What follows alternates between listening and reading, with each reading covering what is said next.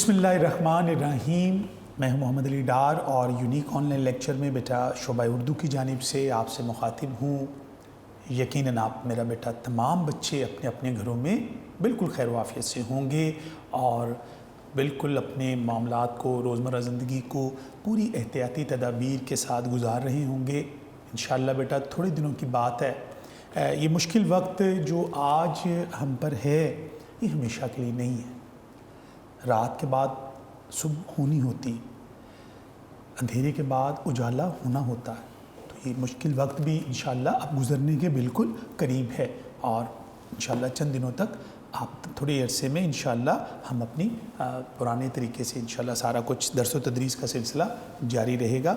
लेकिन इदारा पूरी कोशिश करता है अपने बच्चों की रहनुमाई के लिए, उनकी गाइडेंस के लिए जिस हद तक भी हम एफ़र्ट कर सकते हैं अपनी सतह पर बेटा वो हम कर रहे हैं और इस पे बिल्कुल भी हम गाफिल नहीं हैं इस चीज़ से।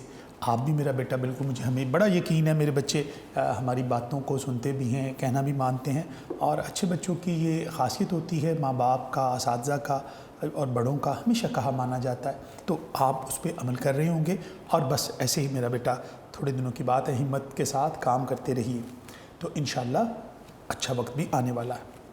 अच्छा मेरा बेटा, हमने लास्ट अपना नसर पढ़े थे, सबक भी पढ़ा हमने। आज बेटा अब हम थोड़ा सा अपना सिलेबस का जो गज़लियात का पोर्शन है, हिस्सा गज़ल की तरफ अब हम जाएंगे। आज जो हम शायर पढ़ने जा रहे हैं, उर्दू अदब के बड़े मारूफ़ शायर, उर्दू अदब में एक बड़े बुलंद मर्तबत शायर, दबिस्तान दिल्ली के नुमाइंदा शायर मिर्ज़ा ख़ान दाग़ देहलवी जो हैं वो आज हमारे उनकी जो गज़लियात हैं वो हम इंशाअल्लाह डिस्कस करेंगे। तो आइए, दाग़ की दो गज़लें हैं, आज उसकी पहली गज़ल का हम आगाज़ करते हैं। तो आइए बेटा अपनी गज़ल की तरफ चलते हैं और अशार पढ़ते हैं आज। बिस्मिल्लाहिर्रहमानिर्रहीम। इब्तिदा है रब्बे जलील के बाबरकत नाम से, जो तमाम जहानों का पालने वाला है। Unique group of institutions Lahore के ऑनलाइन लेक्चर में बेटा आप तमाम बच्चों को खुशामदीद, वेलकम। उर्दू साल अव्वल इंटरमीडिएट पार्ट 1 हमारी क्लास हो रही है बेटा इसमें, और आज हम पढ़ने जा रहे हैं हिस्सा गज़ल। हिस्सा गज़ल में बेटा हम अपने तीसरे शायर और पढ़ेंगे, तीसरा शायर का आगाज़ करेंगे और ये हमारी गज़ल नंबर होगी 5। जो हमारी टेक्स्ट बुक है उसके मुताबिक आज हम अपनी 5वीं गज़ल पढ़ेंगे और ये गज़ल के शायर हैं जनाब मिर्ज़ा ख़ान दाग़ देहलवी। दबिस्तान लखनऊ के ये नुमाइंदा शायर हैं। उर्दू शायरी में मिर्ज़ा ख़ान दाग़ जो हैं वो ग़म दौरां और ग़म जाना पर मबनी अशार जो हैं और मामलाते इश्क़ और मोहब्बत के तर्जुमान शायर समझे जाते हैं। मिर्ज़ा ख़ान दाग़ के वालिद को एक अंग्रेज़ को कत्ल करने के जुर्म में फांसी की सज़ा हुई, उनको फांसी दे दी गई और इनका जो इरा है 1831 से लेकर 1905 तक बेटा ये बरसगीर में मुग़ल बादशाहों का दौर, आखिरी बादशाह ज़फ़र थे और ये वो इरा है जिसमें अंग्रेज़ यहाँ पर काबज़ हो गए। आपके वालिद को फांसी के बाद आप बहुत छोटे थे, आपकी वालदा ने बहादुर शाह ज़फ़र के बेटे से निकाह कर लिया और फिर आप अपनी वालदा के हमरा जो है वो शाही महल में चले गए और आपकी परवरिश भी वहीं उसी माहौल में हुई, उसी ऐशो इशरत के और शहाना माहौल में आपकी परवरिश हुई और आपके कलाम में और मिजाज में जो रंगीनी और रनाई हमें नज़र आती है वो उसी माहौल के असरात का अक्स मिलता है। आपके कलाम में हमें सादगी भी नज़र आती है, रवानी भी नज़र आती है और आपके मुहावरात का और रोज़मर्रा का जो खूबसूरत इस्तेमाल आपने अपने कलाम में किया है वो एक अपनी मिसाल आप है। आपको उर्दू ज़ुबान से बेहद लगाव था। आप नाक़दीन की ये राय है आपके बारे में कि दाग़ جو ہیں کہ داغ زبان کے محتاج نہیں بلکہ زبان جو ہے وہ داغ کی محتاج ہے، یعنی داغ دہلوی کا اس حد تک اردو زبان سے محبت اور تعلق تھا اور دسترس تھی۔ آپ کو استاد ابراہیم ذوق جو شاہی محل سے وابستہ شاعر تھے ان سے فیض یاب ہونے کا موقع ملا اور ان سے آپ نے زبان اور شاعری میں اصلاح لی، اور آپ کا جو کلیات داغ ہیں اور دیوان داغ جو ہیں، آپ کی جو شاعری کا ایک بہت ضخیم خزانہ جو ہے اردو ادب کے اندر، اس کی ایک خاص وقت ہے، ایک خاص مقام حاصل ہے۔ اور آپ نے محاورات کو بھی بڑا خوبصورت انداز میں اپنے کلام میں استعمال کیا، تشبیہ، استعارہ، اور یہ ساری جو ایک شاعر کے لیے جو ایک خوبصورت بنانے کے لیے اپنے کلام کو جو شعری اصطلاحات ہیں ان کو بھرپور آپ نے استفادہ کیا۔ لیکن آپ کے کلام کی جو خاصیت وہ بنیادی طور پر آپ کے اشعار معاملات محبت اور زندگی کی حقیقتوں کے ترجمان ہیں، اور محبوب سے اور محبت کے معاملات کو آپ نے بطریق احسن پیش کیا۔ مرزا خان داغ کی بیٹا یہ غزل، جیسے میں نے آپ کو بتایا کہ اس غزل کے اندر بیٹا یہ ٹوٹل 5 اشعار ہیں، انتہائی آسان، سادہ اور خوبصورت مفہوم اور مضامین اس غزل میں ہمیں دیکھنے کو ملیں گے۔ تو آئیے بیٹا اب ہم مرزا خان داغ کی، ہمارے سلیبس میں بیٹا 2 غزلیں ہیں مرزا خان داغ کی، آج ہم اپنی پہلی غزل جو ہے اس کا آغاز کرتے ہیں۔ پہلی غزل کا پہلا شعر پڑھنے سے پہلے ہم اس کے ذرا مشکل الفاظ کے معنی دیکھ لیتے ہیں۔ نامہ بر کہتے ہیں جی قاصد کو، خط لے جانے والا، خط پہنچانے والا، جسے آپ ڈاکیہ ہوتا ہے، کوریئر ہوتا ہے، یہ ہمارا خط پہنچاتا ہے دوسروں تک، اس کے لیے نامہ بر کا لفظ استعمال ہوا ہے مرزا خان داغ کی دہلوی کی غزلوں میں۔ اجل، اجل کا مطلب ہوتا ہے موت، مر جانا۔ عدو، عدو کہتے ہیں دشمن، مخالف، رقیب، عداوت رکھنے والا۔ نہیں کھیل، آسان کام نہیں ہے، کوئی کھیل نہیں ہے، یہ کوئی سادہ، جب کوئی چیز مشکل ہوتی ہے اس کے لیے لفظ استعمال کیا جاتا ہے کہ یہ کوئی بچوں کا کھیل نہیں ہے، یہ کوئی آسان بات نہیں ہے۔ گو، اگرچہ حرف استعمال ہوا ہے۔ خاطر کہتے ہیں لحاظ یا پاسداری، یعنی کسی دوسرے کا لحاظ رکھنا، دوسرے کا پاس کرنا، اس کا احترام کرنا۔ چمن کے معنی بیٹا باغ کے ہیں۔ تاب و تواں کہتے ہیں طاقت، حوصلہ، صبر و تحمل، برداشت، ہمت، یعنی جو انسان کے اندر توانائی ہوتی ہے اس کے لیے تاب و تواں کا لفظ استعمال کیا گیا۔ آشیاں، گھونسلہ، گھر، پرندے کا جو گھر ہوتا ہے وہ گھونسلہ کہلاتا ہے۔ سنسان کے معنی ہوتے بیٹا ویران ہونا، بیابان، جہاں سناٹا ہو، جہاں خاموشی ہو، جہاں ویرانی ہو۔ افشائیں راز کہتے ہیں راز ظاہر ہو جانا، راز کا فاش ہو جانا، راز دوسروں کے سامنے آ جانا۔ تو بیٹا یہ وہ مشکل الفاظ کی تراکیب کی تفہیم ہم نے تھوڑی سی ڈسکس کی۔ اب ہم جناب داغ دہلوی کی غزل نمبر 1 اور داغ دہلوی کی یہ پہلی غزل اور ہمارے سلیبس کی 5ویں غزل جو ہے اس کا ہم آغاز کرتے ہیں۔ غزل کا جو پہلا شعر ہے، غزل کا مطلع ہے، دونوں مصرے ہم قافیہ اور ہم ردیف ہیں۔ شعر دیکھیے گا، پھرے راہ سے، پھرے پلٹ گئے، لوٹ گئے۔ معنی دیکھیے گا، شعر کا مفہوم دیکھیے گا۔ راہ کہتے ہیں بیٹا راستے کو، پھرے راہ سے، وہ اشارہ کیا جا رہا ہے کس کی طرف؟ محبوب کی طرف۔ وہ یہاں آتے آتے، یہاں آتے ہوئے وہ پھر گئے ہیں، پلٹ گئے ہیں، لوٹ گئے ہیں۔ کون؟ محبوب۔ اجل اجل ابھی ہم نے معنی بھی ڈسکس کیا، اجل کا مطلب ہوتا ہے موت. اجل مر رہی تو، کہاں آتے آتے. اجل کا مطلب ہوتا ہے بیٹا موت. مر رہی تو، یہ روزمرہ زندگی میں ہم بولتے ہیں کہ کہاں مر گئی تھی.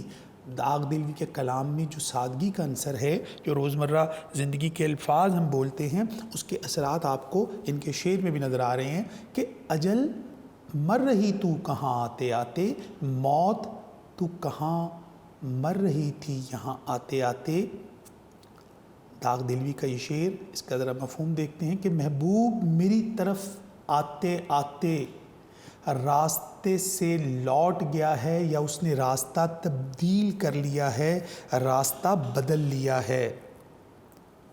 اے موت تو کہاں مر گئی ہے، تو ہی آ جا.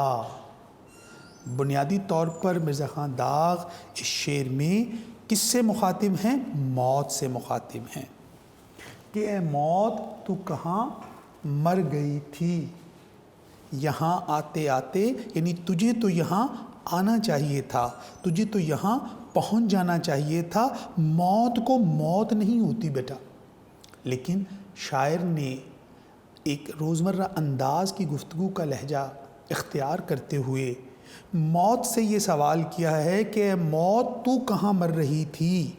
تو اس کا مطلب یہ ہے کہ تو کہاں رہ گئی تھی.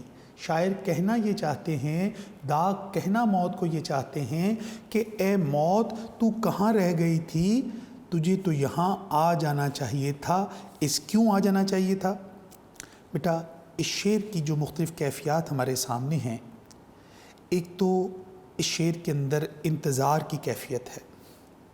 یعنی شاعر جو ہے وہ مدتوں سے محبوب سے ملاقات کا انتظار کر رہا ہے، اور مدتوں سے وہ اس کو اپنی آنکھوں سے اس کی دید کا طلبگار ہے، اپنی آنکھوں سے اپنے محبوب کو دیکھنا چاہتا ہے.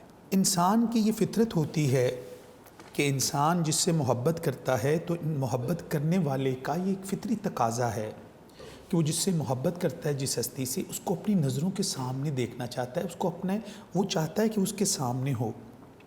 تو اس شعر میں انتظار کی کیفیت اس لیے ہے کہ محبوب نے کبھی شاعر سے ملاقات کا کوئی عہد و پیمان کیا تھا، کوئی وعدہ کیا تھا.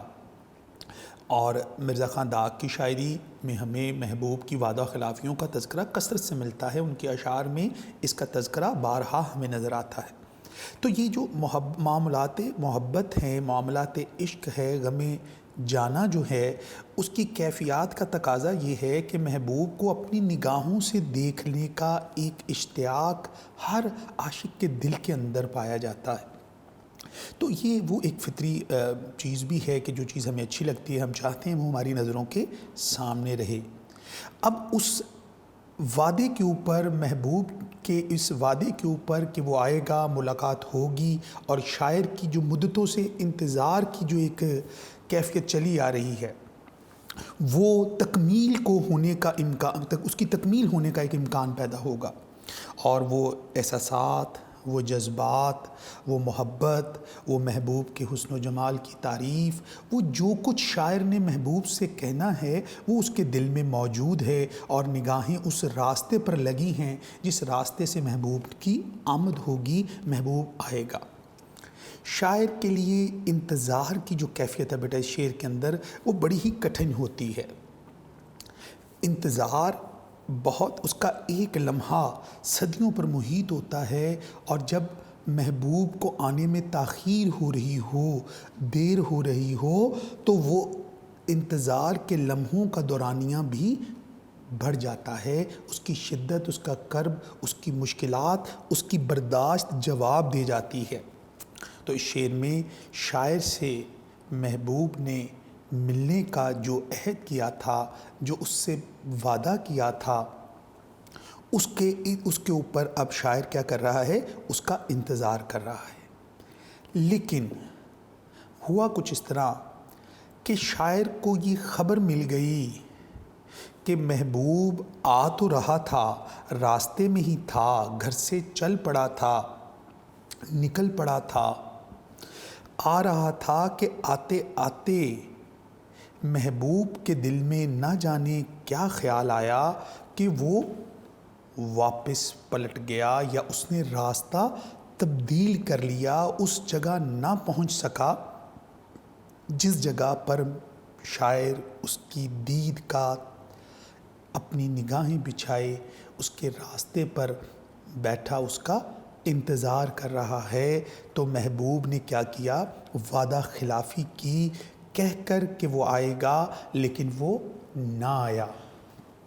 تو ایسے میں وہ جو شاعر کے لیے تکلیف ہوتی ہے، جو اس کا کرب ہوتا ہے، اس کی جو انتظار کی جو ایک زحمت اس کو اٹھانی پڑتی ہے، یہ ناقابل برداشت ہوتی ہے۔ اور اگر یہ خبر مل جائے کہ محبوب نے آ تو رہا تھا، چل تو پڑا تھا، تو یہ بات تو شاعر کے لیے بڑی خوشی اور مسرت کی ہے کہ محبوب نے جو وعدہ کیا ہے آج اس کے وفا ہونے کا وقت آ گیا ہے۔ لیکن محبوب کا آتے آتے راستے سے پھر جانا، پلٹ جانا، لوٹ جانا، راہ تبدیل کر لینا، یہ ایک ایسی خبر شاعر تک پہنچتی ہے کہ راستے میں محبوب کے دل میں نہ جانے کیا خیال آیا، اس کا جی کیوں بدل گیا۔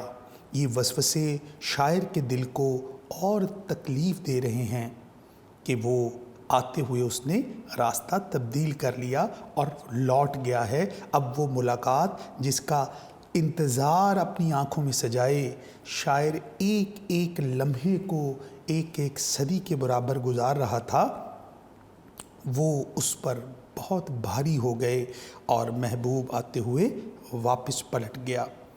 تو یہ کیفیت ایک تو محبوب کے واپس پلٹ جانے کی یہ تھی کہ محبوب جو ہے حسب عادت شاعر سے وعدہ خلافیاں کرتا ہے، جب بھی وعدہ کرتا ہے ملاقات کا، لیکن شاعر کو یہ شرف حاصل نہیں ہوتا کہ اس کو محبوب آ کر اس وعدے کے مطابق ملاقات کرے۔ تو اس کا لوٹ جانا ایک تو یہ کیفیت۔ دوسری ایک پہلو یہ بھی ہو سکتا ہے کہ شاعر کو یہاں یہ وسوسے پیدا ہوتے ہیں دل میں کہ راستے میں نہ جانے کیا ایسی بات ہو گئی ہوگی، ہو سکتا ہے میرے کسی رقیب نے اسے میرے محبوب کو میرے بارے میں بدگمان کر دیا ہو، میرے بارے میں کوئی اس کے دل میں وہم اور وسوسہ ڈال دیا ہو، یا کسی رقیب نے محبوب کو کوئی ایسی بات کہہ دی ہو جس سے محبوب کا جی میری طرف سے بدل گیا ہو اور وہ آتے آتے واپس پلٹ جاتا ہے، مجھ تک نہیں آتا۔ تو یہ وہ وسوسے جب آنا شروع ہوتے ہیں تو شاعر کی تکلیف میں بے حد اضافہ ہوتا ہے۔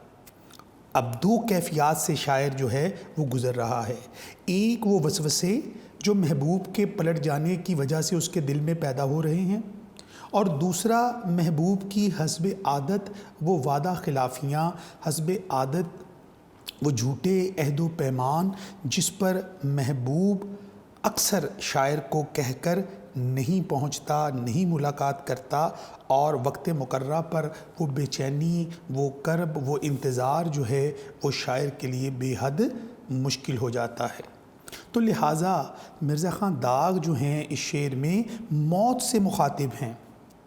اب موت سے مخاطب ہو کر جب اس کیفیت سے شاعر گزرتا ہے، ان حالات اور واقعات کو وہ محسوس کرتا ہے، محبوب کا دیدار نہ ہو سکنے کا دکھ، اس کا راستے آ تو رہا تھا واپس جانے کا دکھ، اس کے جی کے بدل جانے کا ڈر، اور رقیبوں کی کوئی ایسی بات جس نے محبوب کو شاعر کے بارے میں بدگمان کر دیا ہو، یہ وہ تمام وسوسے لیے ہوئے جو ہے وہ اب موت سے مخاطب ہوتا ہے اور موت کو یہ کہتا ہے۔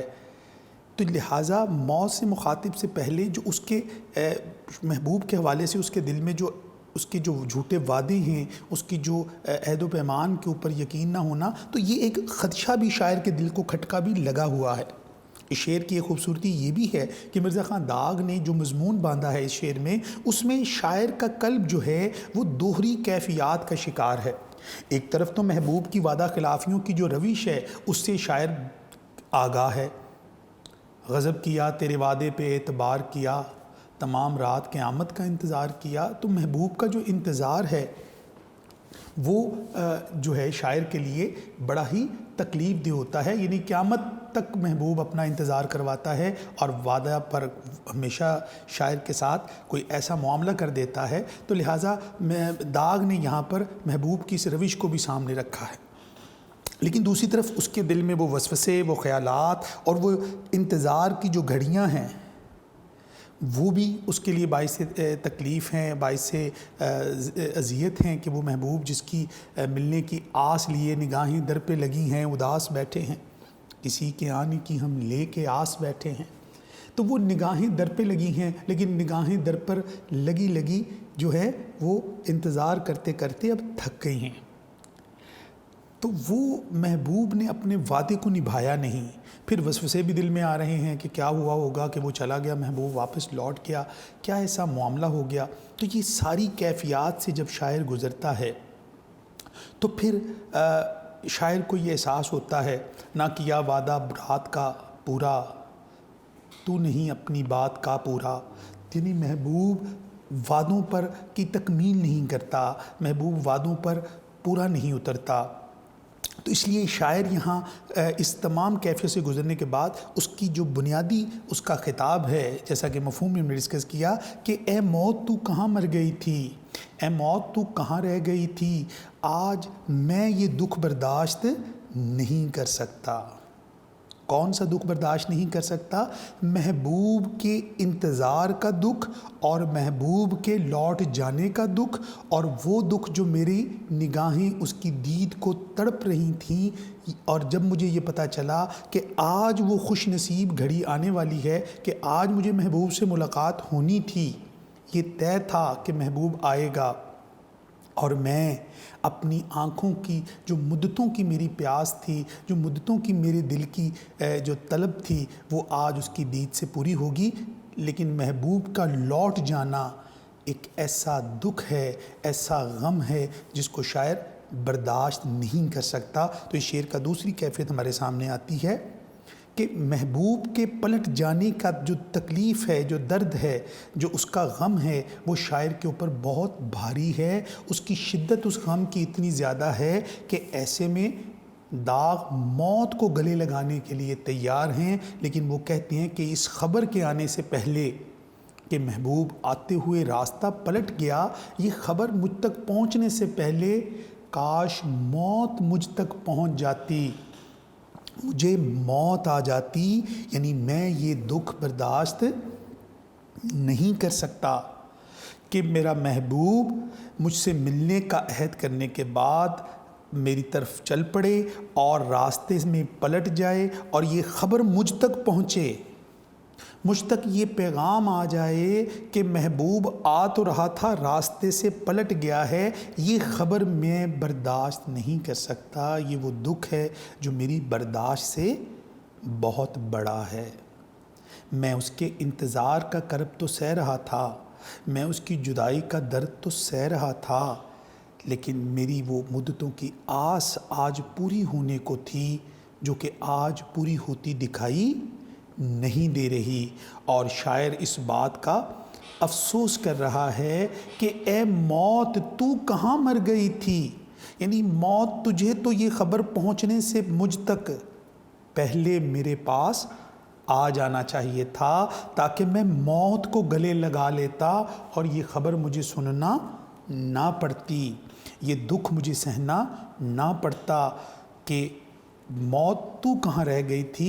اس بے چینی اور بےتابی کے عالم میں موت کو تو میرے پاس آ جانا چاہیے تھا، لہٰذا دوسری طرف موت بھی نہیں آ رہی، یہ بھی ایک بدنصیبی کی بات ہے، یہ بھی ایک کرب کی بات ہے کہ شاعر محبوب کی آنے کی آس جو ہے وہ ٹوٹ رہی ہے، اور ظاہری بات ہے کہ محبوب جب اس کے پاس نہیں پہنچتا اور یہ خبر پہنچ جاتی ہے کہ محبوب جو ہے وہ جا چکا، واپس پلٹ گیا ہے، تو یہ وہ ایسا درد ہے جس کو شاعر برداشت کرنے کے لیے تیار نہیں ہے۔ لہٰذا بے قراری کے خاتمے کی صرف دو ہی صورتیں داغ کے سامنے تھیں، ایک یہ کہ وہ محبوب آ جائے یا پھر ہم دنیا سے رخصت ہو جائیں، یعنی یا مجھے میرا محبوب میرے پاس آئے اپنے عہد کے مطابق، اپنے اس پیمان کے مطابق، اپنے ان وعدوں کے مطابق جو اس نے شاعر سے کر رکھے تھے، یا پھر موت میرے پاس آ جائے، کیونکہ میری بے قراری صرف 2 صورتوں میں ہی ختم ہو سکتی ہے، اس کے علاوہ کوئی اور صورت یا علاج اس درد کا نہیں ہے کہ میری بے قراری ختم ہو جائے، میرے بے قرار جی کو قرار آ جائے، لہٰذا موت تو میرے پاس آ جا۔ محبوب تو پلٹ گیا، محبوب تو راستہ بدل گیا، لیکن اے موت اگر تو میرے پاس آ جائے، تو مجھ تک پہنچ جائے، تو میں ابدی نیند سو جاؤں۔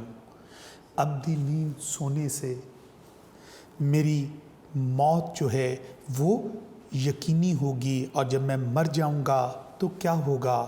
میرے بے قرار جی کو قرار آ جائے گا، میرے بے قرار جی کو سکون مل جائے گا، اس کے اندر جو ایک کسک ہے وہ ختم ہو جائے گی، کیونکہ موت سے پہلے آدمی غم سے نجات پائے کیوں؟